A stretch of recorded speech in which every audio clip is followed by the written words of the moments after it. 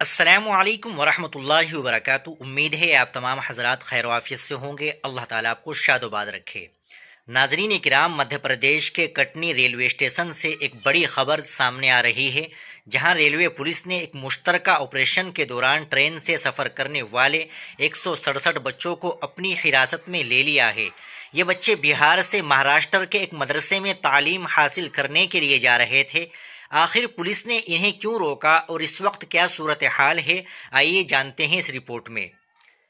تفصیلات کے مطابق کٹنی ریلوے اسٹیشن پر خفیہ معلومات کی بنیاد پر ریلوے پروٹیکشن فورس RPF اور گورنمنٹ ریلوے پولیس GRP نے پٹنہ پونے ایکسپریس میں سرچ آپریشن کیا۔ یہ تمام بچے بہار کے ضلع ارریہ سے مہاراشٹر کے شہر لاتور کے ایک مدرسے میں پڑھنے کے لیے جا رہے تھے۔ ان بچوں کے ساتھ کچھ بڑے افراد بھی موجود تھے، جن میں سے ایک شخص کی شناخت صدام کے طور پر ہوئی ہے۔ اس نے دعویٰ کیا کہ وہ اس مدرسے کا استاذ ہے اور بچوں کو تعلیم کے لیے لے جا رہا ہے۔ ناظرین اکرام، اب سوال یہ پیدا ہوتا ہے کہ پولیس نے انہیں حراست میں کیوں لیا؟ پولیس کے مطابق انہیں شک ہے کہ یہ معاملہ انسانی اسمگلنگ یا چائلڈ لیبر سے جڑا ہو سکتا ہے۔ پولیس ان زاویوں سے تحقیقات کر رہی ہے۔ کیا ان بچوں کو واقعی تعلیم کے لیے لے جایا جا رہا تھا؟ کیا ان کے پاس قانونی دستاویزات اور والدین کی اجازت موجود ہے؟ کیا اس کے پیچھے کوئی منظم گروہ تو نہیں؟